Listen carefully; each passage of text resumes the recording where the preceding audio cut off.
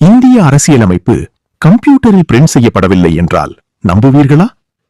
1949 புதிய இந்தியாவின் எதிர்கால சட்டத்தை உருவாக்கும் வேலை நடந்து கொண்டிருந்தது. கான்ஸ்டிடியூஷன் ஆஃப் இந்தியா என்ற அந்த வரலாற்று ஆவணத்தை மிக அழகாக கையால் எழுத ஒருவரை தேடினர். அப்போது தேர்ந்தெடுக்கப்பட்டவர் பிரேம் பிகாரி நாராயண் ராய்சாதா. அவரின் கையெழுத்து ஓவியம் போல இருந்தது. அரசியலமைப்பின் ஒவ்வொரு பக்கமும் கலைநயத்துடன் வடிவமைக்கப்பட்டது. ஒரு எழுத்து பிழையும் இல்லாமல் நூற்றுக்கணக்கான பக்கங்களை அவர் மிகுந்த பொறுமையுடன் எழுதினார். இன்னும் ஆச்சரியமான விஷயம் என்ன தெரியுமா? இந்த பெரிய பணிக்காக அவர் சம்பளம் கேட்கவில்லை. அதற்கு பதிலாக ஒவ்வொரு பக்கத்திலும் என் பெயரை சிறிய எழுத்தில் எழுத அனுமதி வேண்டும் என்று மட்டும் கேட்டார். இன்று வரை இந்திய அரசியலமைப்பின் ஒவ்வொரு பக்கத்திலும் அவரது பெயர் காணப்படுகிறது. ஒரு நாட்டின் சட்டம் ஒரு மனிதரின் கைகளால் உருவான கலைப்படைப்பு.